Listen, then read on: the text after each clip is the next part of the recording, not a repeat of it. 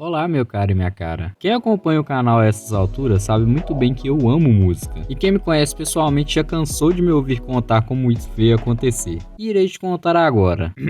Tudo começou quando eu tinha uns 5 anos e ficava com meu pai na sala de casa, que ficava ouvindo vários CDs e DVDs de música. Eu já gostava das músicas, mas obviamente não tinha consciência nenhuma de quem eram os artistas. Vocês já sabem, criança gosta de qualquer música chiclete. Até que chegou um dia em que meu pai estava no trabalho e eu fui procurar uns DVDs de filmes para eu assistir, já que ele comprava muitos DVDs de desenhos e até filmes que eu gostava de assistir, geralmente as cenas de ação. Então eu coloquei no aparelho o primeiro DVD que eu achei nesse dia e começou mostrando isso.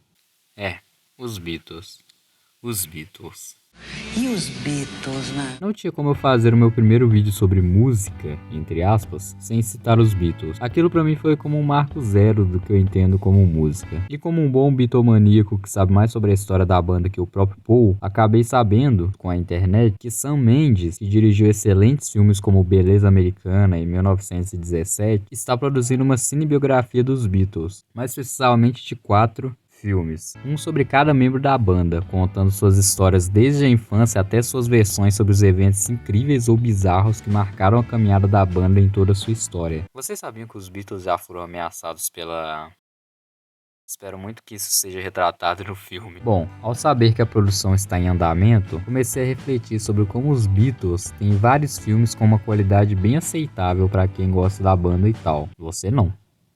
E eles contêm diversas narrativas variadas para cada gosto. Desde um filme protagonizando o antigo baixista da banda, que acabavam formando um quinteto com ele, até um filme sobre uma teoria em que houve um relacionamento gay na banda. Agora, do outro lado da moeda, os filmes sobre outras bandas ou músicos super famosos muitas vezes não têm essa mesma criatividade. Tá certo que gosto é gosto, mas é inegável que algumas dessas obras sobre músicos, principalmente de rock, são muito previsíveis ou ousadas ao ponto de ficarem meio sem rumo. E para falar sobre isso, irei usar 2 grandes exemplos desse tipo de filme, e também entre as citações farei recomendações de filme que vão um pouco na contramão desses padrões de roteiro, no bom sentido. Irei usar mais de exemplos filmes de Hollywood, que é o que o público mais consome, né? E já deixo um aviso de que pode ter uns spoilers aqui ou ali, mas geralmente será uma análise bem resumida, sem muitos detalhes, então vamos lá. Já vou começar com o pé na porta, falando de Elvis. Elvis é um filme estranho, pois se você está esperando um filme imersivo na figura astronômica e polêmica de Elvis Presley, Você vai sentar na cabeça.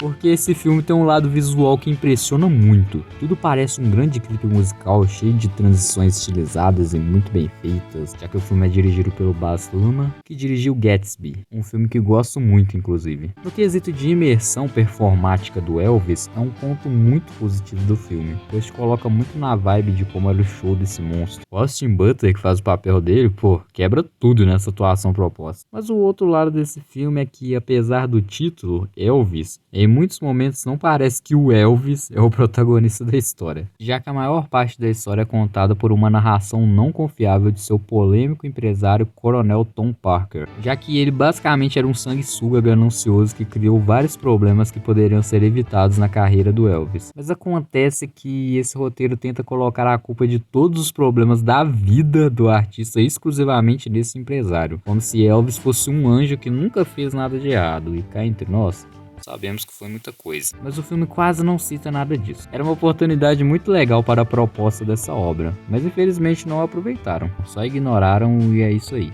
Foda-se. Agora um exemplo de filme que soube aproveitar sua proposta, independente do nível de fidelidade biográfica, é Cadillac Record. Esse filme escolhe um enredo muito interessante de se contar, que tem 2 lados. Um lado da história é a origem do Chicago Blues, estilo super influente para o que viria a ser o que conhecemos como rock. E a figura central que temos nesse lado do filme é uma lenda da guitarra e pai do Chicago Blues, Muddy Waters, mostrando sua mudança para Chicago e conhecendo outra lenda, mas dessa vez a gaita harmônica, Little Walter. Agora do outro lado da história temos Leonard Chess, imigrante judeu em Chicago que fundou a Chess Records, uma das principais gravadoras a contribuir para a popularidade do blues na cidade. E o filme acompanha a história dele abrindo um bar de black music na cidade, até que em uma de suas noites de trabalho ele conhece uma dupla blues que deixavam todos no chinelo em suas performances, e eram os próprios Muddy Waters e Little Walter. A partir daí o filme desenvolve a relação de amizade e negócios entre eles, montando a gravadora para lançar lançá-los na indústria. E a cada sucesso emplacado, além da porcentagem dos pagamentos, Chess, de bônus, dava um Cadillac ao autor da música nas paradas. Daí o nome do filme,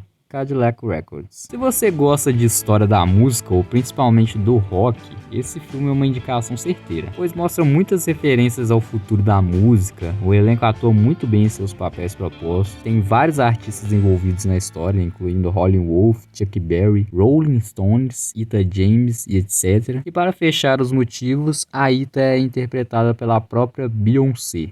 É isso aí. É um filme muito bom, que mostra os reflexos da sociedade em relação às próprias culturas locais e reivindicação de méritos que o racismo tentou apagar ao longo da história. Cara, só assiste, vai por mim. Porque é muito importante tratar sobre as desavenças e contextos históricos ou situacionais nas vidas desses artistas, que nos emocionam a cada nota que eles tocam. Isso para entendermos as suas realidades e nos ajudar a olhar para eles como mais humanos. Mas tem um filme bem famoso nesses últimos anos que passou batido em tentar fazer isso. E muita gente meio que nem ligou, pois ficou muito impressionado com cenas que ativam nossa dopamina por conta das músicas, que não são necessariamente méritos do filme, sabe? E sim da banda. E agora é a parte que quem assistir esse vídeo aqui vai ficar zangado comigo. Mas cara, se eu entrei com o pé na porta falando de Elvis, agora vai ser com os dois pés no peito, porque eu vou falar de Bohemian Rhapsody. Sinto muito pelas pessoas que amam esse filme de todo o coração, apesar de eu também amar Queen. Mas gente, eu vou descer o pau.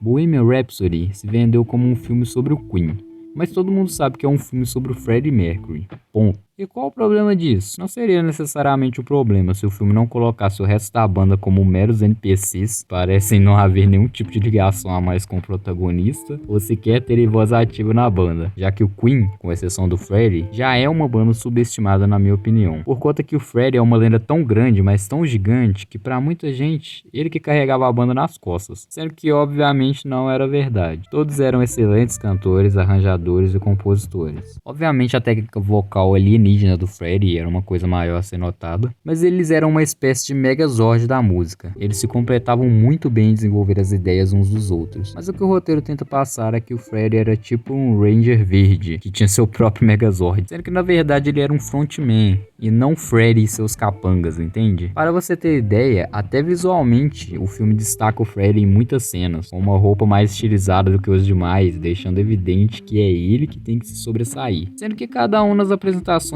tinham seus próprios estilos e criavam um conjunto, sabe? Eles não deixam evidente que para Freddie Mercury virar Freddie Mercury, o Queen foi fundamental para ele, e vice-versa. Mas infelizmente o filme passa reto sobre essa relação tão importante entre eles. E também a obra quase não divide essa importância que cada um tinha para conquistarem o sucesso que tiveram. E se não bastasse, o roteiro ainda tenta fingir uma de que o Freddie é um personagem de muitas camadas, vários espectros de um artista fenomenal, o que era uma realidade inclusive.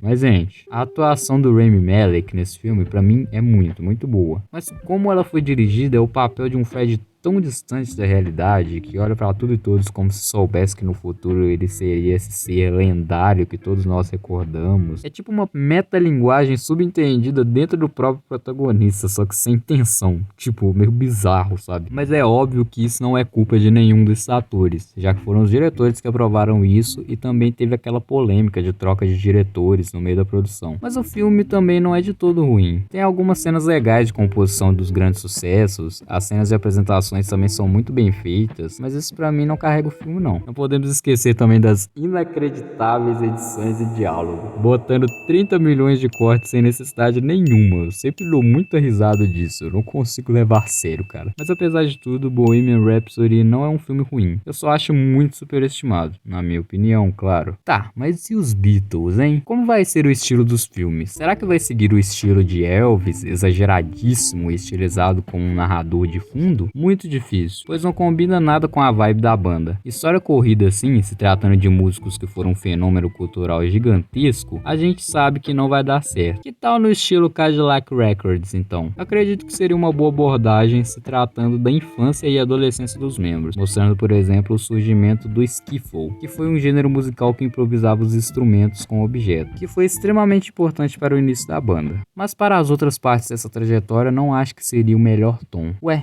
Então seria o estilo de Bohemian Rhapsody o ideal? Mas nem fudeu. Não, gente, eu já expliquei agora há pouco a minha treta com esse filme, então todo mundo sabe por que não daria certo. Beatles é uma banda com uma vibe muito positiva, mas ao mesmo tempo tem tons muito profundos e bastante sérios em suas produções, fora as adversidades em toda a carreira deles. Então, na minha humilde opinião, os filmes dos Beatles serão levemente parecidos com outro filme que muita gente aqui não vai conhecer, mas que eu acho incrível, ousado, reflexivo e ao mesmo tempo tem tons que poderiam inspirar os filmes. Estou falando de Não Estou Lá, um filme sobre Bob Dylan. Essa é simplesmente a cinebiografia mais diferenciada que eu já assisti. Como eu posso explicar sobre como ela funciona? Não Estou Lá tem Bob Dylan sendo interpretado por 6 atores diferentes, mas não exatamente em períodos diferentes da carreira dele. Alguns desses atores interpretam simplesmente faces da personalidade dele, a chegar num ponto que cada papel é como se fosse um personagem diferente, pois nenhum deles atende pelo nome de Dylan nesse filme. Por exemplo, Ben Whishaw interpreta o personagem chamado Arthur Rimbaud, dando uma entrevista enigmática sempre que aparece em tela. E esse personagem representa o lado mais poético do músico sobre suas reflexões colocadas em frases de efeito que são tanto usadas em suas composições. E para completar o personagem, Arthur Rimbaud é o mesmo nome de um poeta francês, muito importante para a literatura modernista e também para o surrealismo. Inclusive, até o visual do personagem foi referenciado ao poeta. Isso é muito bom. O filme se baseia nesse conceito de personagens diferentes interpretando períodos e facetas na figura do Dylan, como o Christian Bale fazendo a fase folk dele, o Heath Ledger fazendo a mais confiante e arrogante, mas o grande destaque aqui é para Judy Quinn,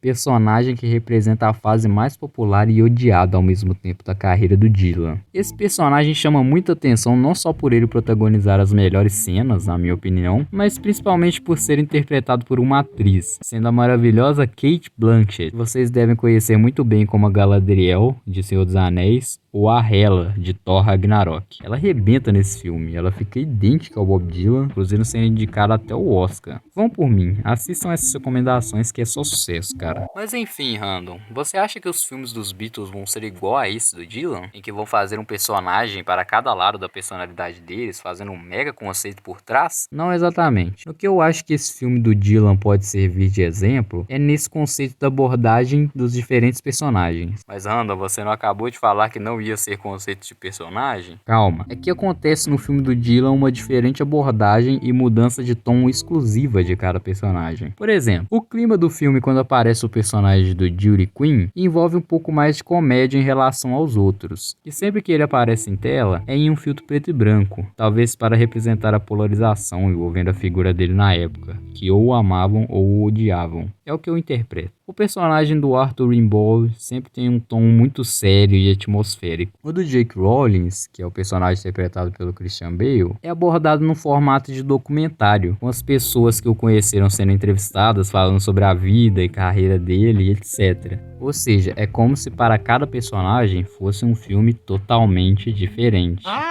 Agora eu entendi! Sacou onde eu quero chegar? Eu creio que o diretor possa criar um tom diferente que combine mais com a personalidade de cada membro do quarteto, com um deles sendo mais comédia, outro sendo mais melancólico e por aí vai. Porque se absolutamente todos os 4 filmes tiverem o mesmo tom de roteiro, pode ficar muito maçante para quem vai maratonar. Menos pra mim, claro. Estudando muito bem a história de cada membro da banda, eu tenho certeza que seria possível executar esse tipo de ideia. Se em Não Estou Lá fizeram quase que vários filmes em um só, por que com 4 filmes não daria certo? E nessa linha que acredito que cada um da banda terá o próprio tom, acredito que o filme do John será o mais melancólico por conta da sua infância totalmente conturbada e como isso se desenvolveu ao longo da sua carreira. E cá entre nós nem vai ser o filme mais popular, né? Imagina. O do Paul acho que será o mais descontraído, talvez, por conta que a personalidade de Paul McCartney é muito fácil de agradar a todos os tipos de público, ele é muito galera. O do George Harrison provavelmente será o mais psicodélico, se é que podemos dizer assim. Por mais que ele era mais calado nas entrevistas, ele era muito zoeiro, mas muito zoeiro. E ao mesmo tempo ele embarcou fortemente naquela onda da cultura indiana, sendo que isso influenciou muito a sua musicalidade dentro dos próprios Beatles, dá pra ver isso. E o filme do Ringo Starr vai ser o mais shitpost. Não vou elaborar, é só olhar as redes sociais dele. Enfim, esses foram meus palpites, seguindo de um papo sobre cinema, música e várias recomendações envolvendo essa cinebiografia. Espero muito que sejam excelentes os 4 filmes, porque porque há tempos que os Beatles merecem um trabalho tão detalhado assim, feito do zero, e ninguém teve coragem o suficiente de chegar e botar a cara no projeto, para que a memória cultural deles seja repassada não só pela música, mas também pelo cinema. Para assim, todos nós das gerações mais recentes entendermos que na música pop tem um antes e um depois dos Beatles. Sam Mendes, não nos decepcione.